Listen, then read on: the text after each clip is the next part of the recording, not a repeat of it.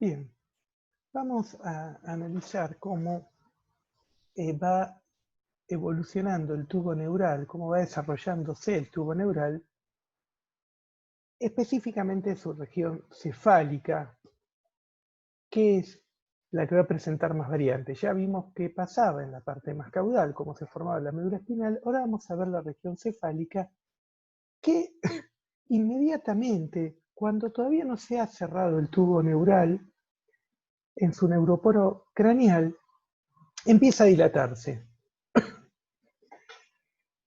Empieza a dilatarse y forma tres vesículas, que son el rombencéfalo, el mesencéfalo y el prosencéfalo, que las podemos ver aquí perfectamente. Romben, continuándose con la médula espinal, mesen y prosencéfalo. También sufre dos flexuras, una cefálica a nivel mesencefálico, perdón, y otra cervical en el límite entre la médula y el rombencéfalo. Posteriormente, las vesículas van a subdividirse, excepto el mesencéfalo, y el rombencéfalo queda dividido en mielencéfalo y metencéfalo, el que aparece de color violeta. Seguiremos teniendo un mesencéfalo y el prosencéfalo queda dividido en diencéfalo y telencéfalo, que originará las vesículas a partir de las cuales se van a formar a ambos lados los hemisferios cerebrales. Bien, fíjense que acá el conducto del epéndimo empieza a continuarse con el sistema de ventrículos. El cuarto ventrículo, el ventrículo medio y el sistema de los dos ventrículos laterales. Este sistema de ventrículos, recordemos que es por donde va a circular el líquido cefalorraquídeo, cuando se forme a partir de los plexos coroides que vamos a ver en un momento. Una cosa importante es que más allá de las funciones que tiene el líquido cefalorraquídeo en la vida postnatal, la presión que ejerce el líquido cefalorraquídeo sobre el tejido nervioso en formación también es fundamental para el desarrollo de este. Más allá de todos los factores químicos de los que hemos hablado y seguiremos hablando, también, como en tantos otros procesos, los efectos mecánicos son importantes para los mecanismos de desarrollo. Y en este caso, la presión que ejerce el líquido cefalorraquídeo es importante para el crecimiento de los órganos del encéfalo. Cuando se forman las 5 vesículas, también aparece una nueva flexura, la flexura póntica, a nivel del metencéfalo. Bien. Tenemos aquí las distintas vesículas, cuando son 3 y cuando son 5, y acá los órganos que se originan de cada uno. El mielencéfalo origina la médula oblonga o bulbo raquídeo. Del metencéfalo se desarrollan primero el puente o protuberancia y luego el cerebelo. El mesencéfalo, lo que se llama el cerebro medio, donde por ejemplo están los colículos. Del diencéfalo, epitálamo, del que derivará la glándula pineal, tálamo, hipotálamo, y también derivarán hacia ambos lados las dos vesículas ópticas de las que se originarán las retinas.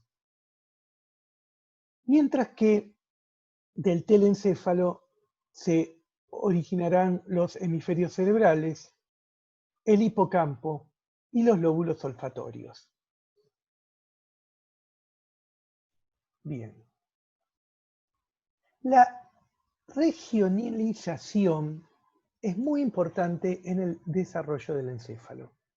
Nosotros sabemos que la médula tiene una segmentación que no es visible por regiones divididas, pero sabemos que de cada segmento participa en la formación de las raíces de los nervios raquídeos. ¿Qué pasa con el encéfalo? El encéfalo en formación tiene a nivel de toda su longitud estructuras segmentadas que se denominan neurómeros. Los más marcados son los que aparecen a nivel rombencefálico, que se llaman rombómeros, que son 8, y luego aparecen a nivel mesencefálico y prosencefálico los que se llaman los prosómeros. Los rombómeros y los prosómeros, pero está mucho más estudiado y mucho más marcado en los rombómeros, funcionan como módulos de desarrollo, en el cual hay estructuras que se forman ahí de manera independiente, tienen un desarrollo relativamente independiente, aunque obviamente interaccionando con los otros, y en general se asocian con la salida de los distintos, el origen de los distintos nervios craneales. Para esta regionalización es fundamental,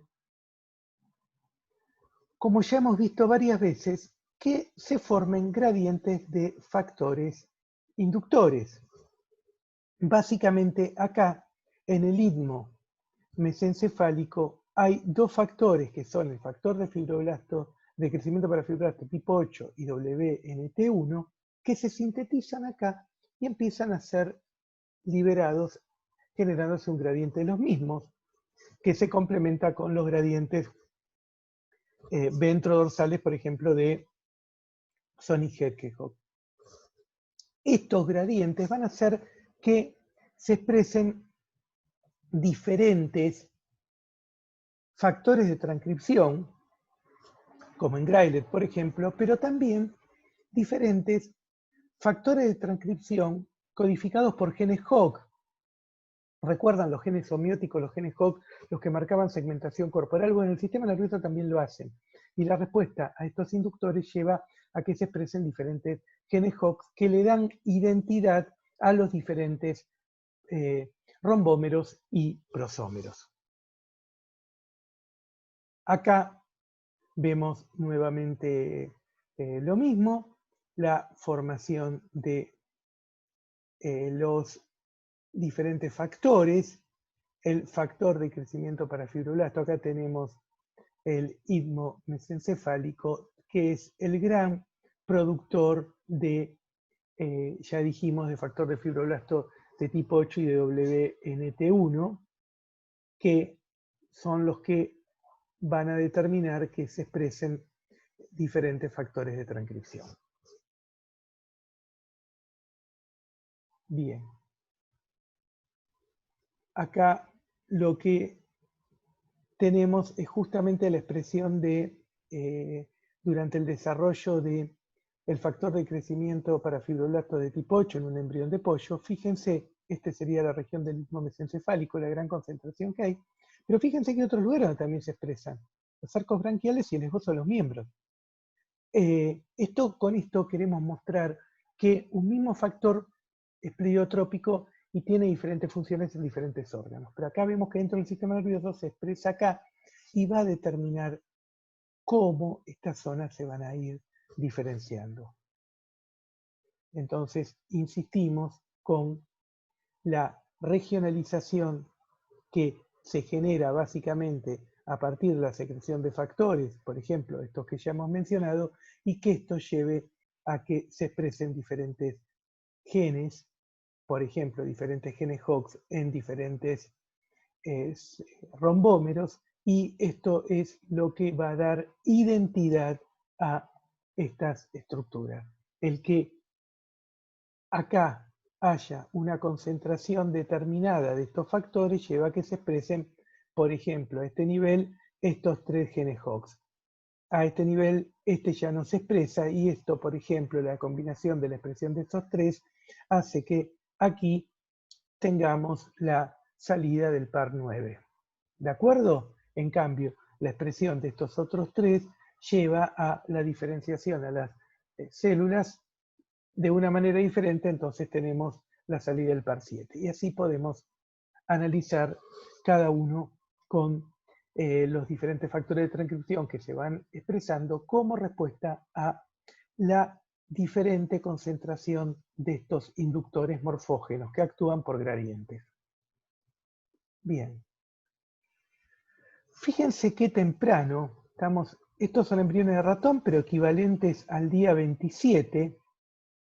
En este momento tenemos 3 vesículas, día 27 de desarrollo humano, 3 vesículas, ya con las 2 flexuras principales, y acá tenemos ya las 5 vesículas y la escotadura pontina. Esto es el equivalente o flexura pontina al día 32 humano.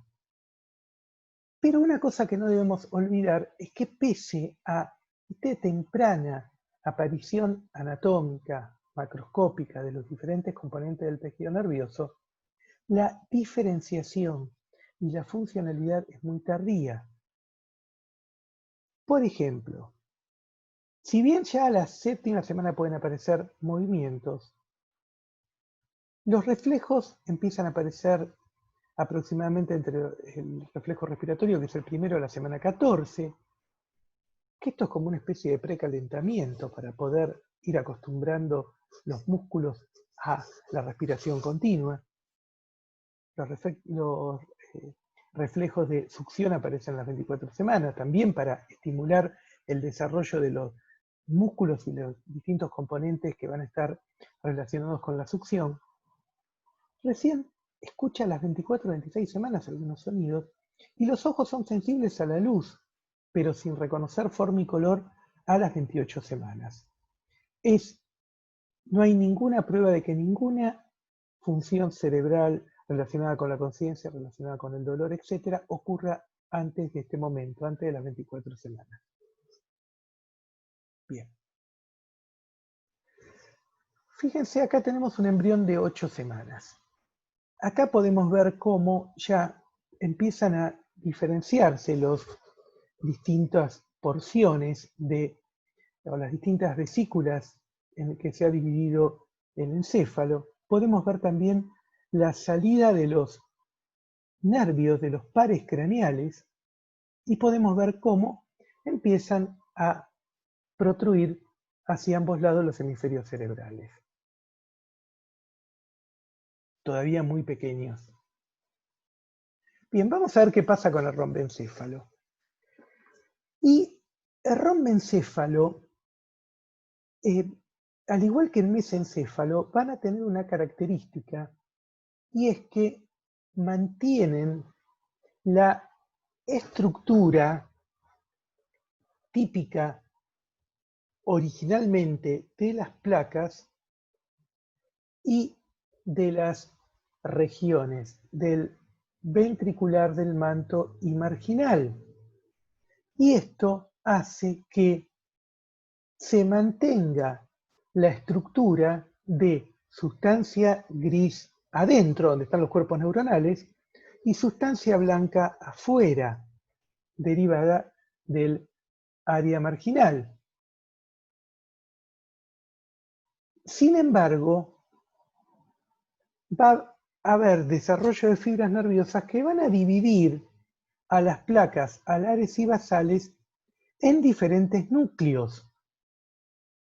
Núcleos de los cuales los derivados de la placa, recordemos que el núcleo es un conjunto de cuerpos neuronales que se encuentra aislado, rodeado de sustancia blanca.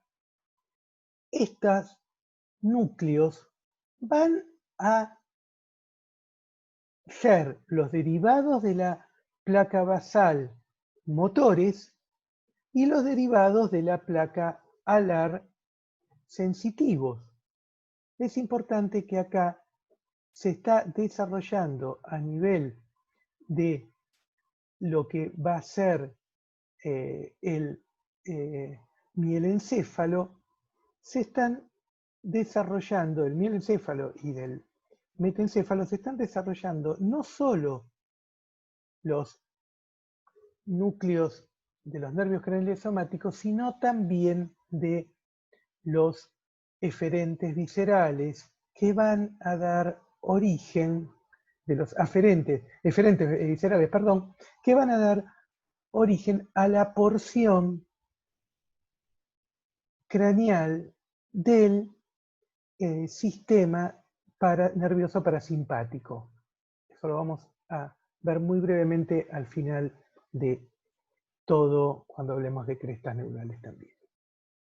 Bien, vemos aquí entonces que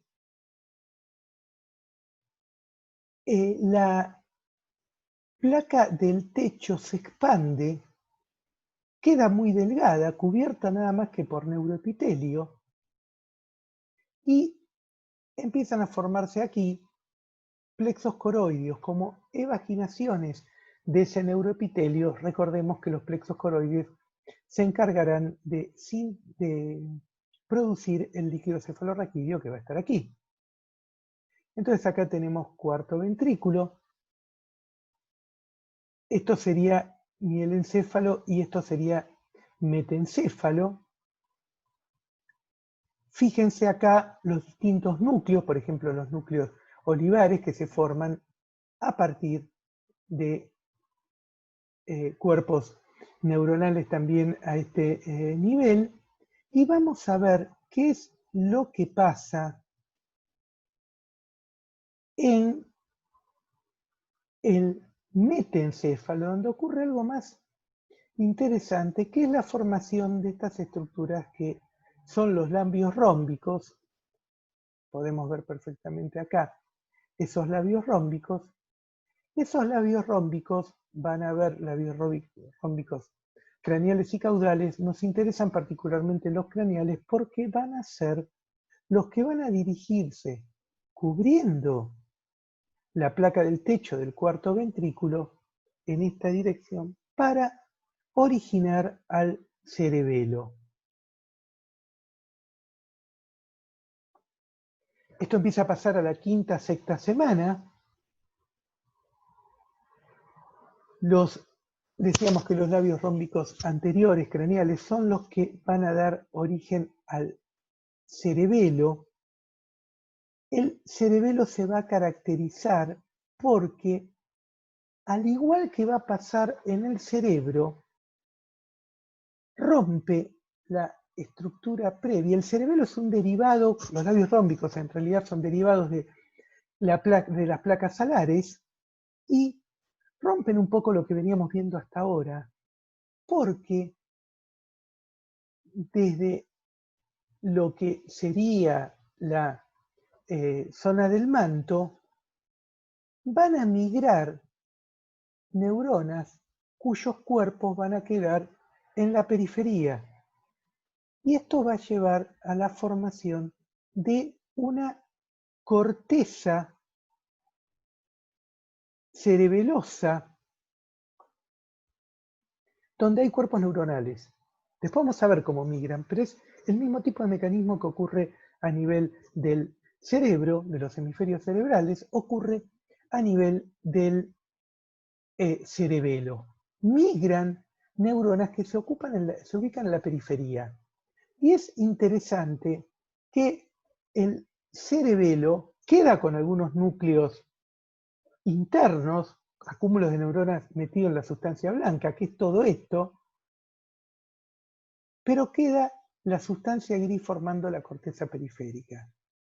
En esa corteza cerebelosa, nosotros vamos a saber que en la vida adulta va a haber 3 capas, de las cuales la más manifiesta, por ser neuronas muy grandes, son las células de Purkinje, pero en la vida prenatal y inicio de la vida postnatal se mantiene una capa más externa, que es lo que se denomina capa granulosa externa, formada por células muy chiquitas y en proliferación, que hacen que el cerebelo crezca durante bastante tiempo. El cerebelo tiene un desarrollo bastante tardío en relación a otros órganos, y esas células proliferantes son muy sensibles a infecciones virales, por ejemplo, lo que puede hacer que ante una infección viral el cerebelo en formación no llegue a su desarrollo completo.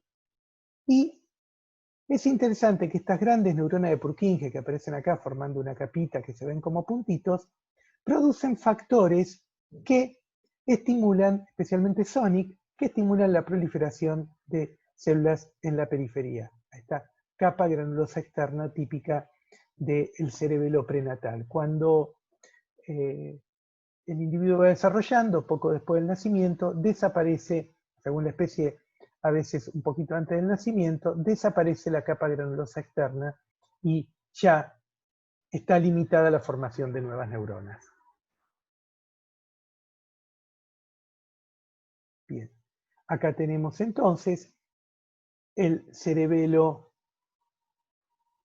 postnatalmente va a tener una capa granulosa interna, la capa de células de Purkinje, con esas dendritas tan maravillosas que hay aquí, y la capa granulosa, que está acá en contacto con las dendritas de la capa de, la capa molecular, que está en contacto con las dendritas de las células de Purkinje. Entonces, granulosa, donde hay pequeñas neuronas, básicamente, de Purkinje, con estas grandes neuronas, las neuronas motoras del cerebelo, y molecular.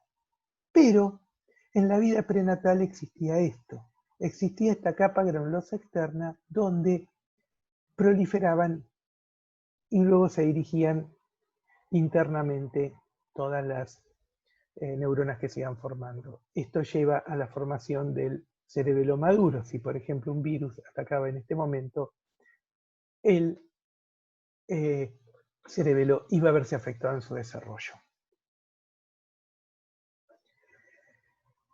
El mesencéfalo tiene un desarrollo bastante similar al que vimos para los componentes rombencéfalo, excepto el cerebelo, las dos placas, que se van fragmentando en núcleos. Importante la formación de los colículos a partir de la placa alar. Acá vemos cómo se van segmentando, cómo la placa alar va formando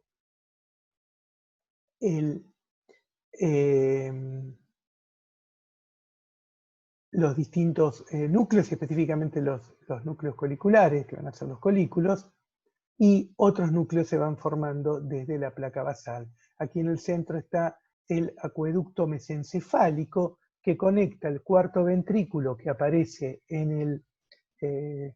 voy a repetirlo porque no recuerdo si no tuve un error ahí. Recordemos que el cuarto ventrículo estaba en el rombencéfalo. El acueducto mesencefálico, antes acueducto de Silvio, está en el mesencéfalo y conecta con el ventrículo medio que está en diencéfalo.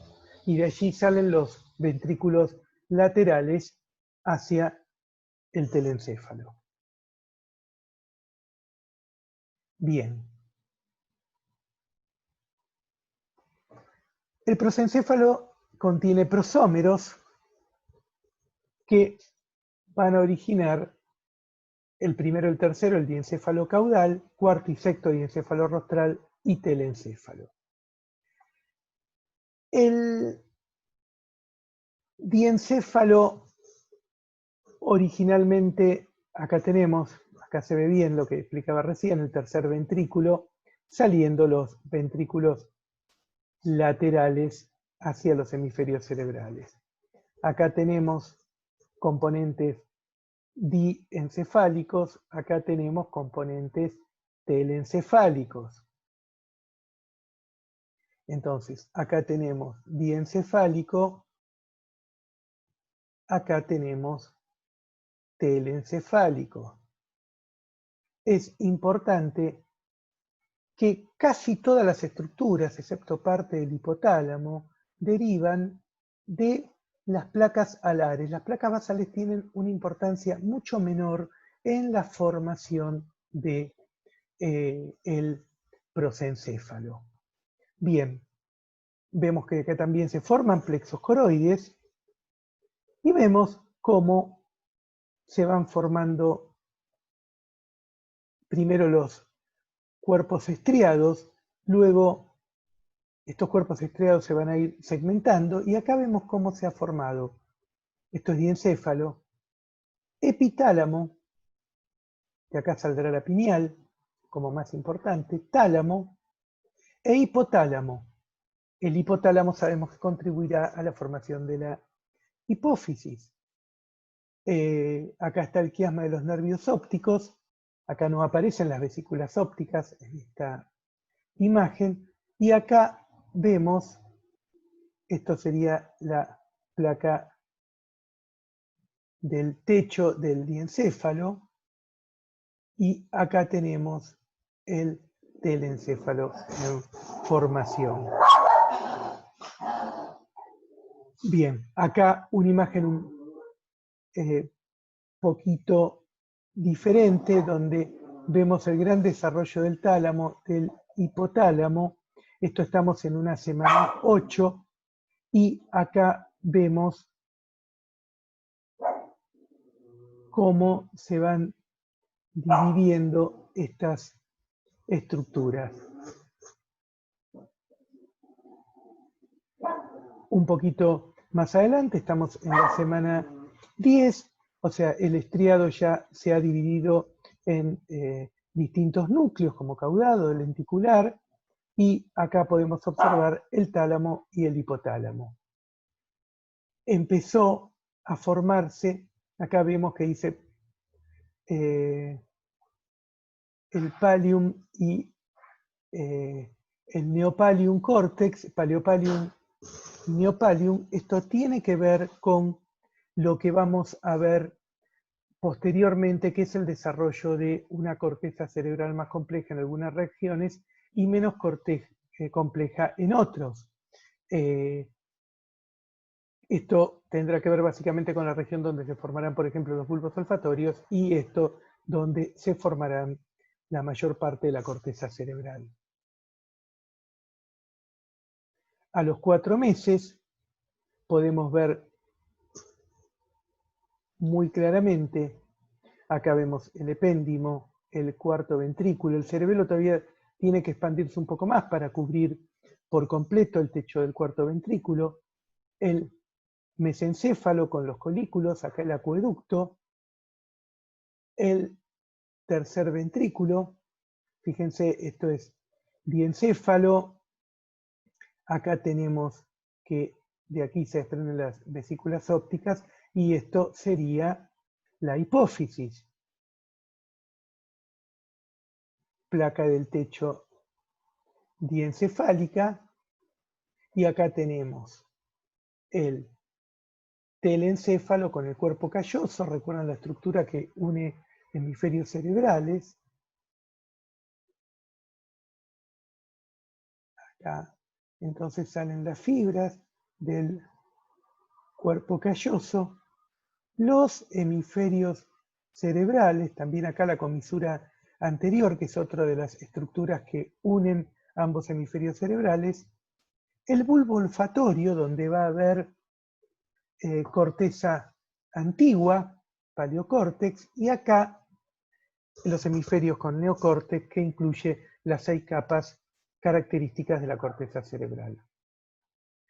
Aquí vemos en el diencéfalo como una evaginación hacia abajo del diencéfalo termina formando el componente nervioso de la hipófisis, la neurohipófisis, que se adherirá a la evaginación de la cavidad bucal primitiva para formar esta glándula tan importante. Bien, entonces el diencéfalo, recordemos que forma el epitálamo, derivado de la placa del techo con la glándula pineal, el tálamo derivado de la placa alar, y el hipotálamo, que es derivado de la placa alar, pero se supone que algunos componentes derivan de la placa basal también. Bien, entonces aquí vamos a detenernos para ver con más detalle en el próximo bloque los mecanismos celulares y moleculares que intervienen en el desarrollo.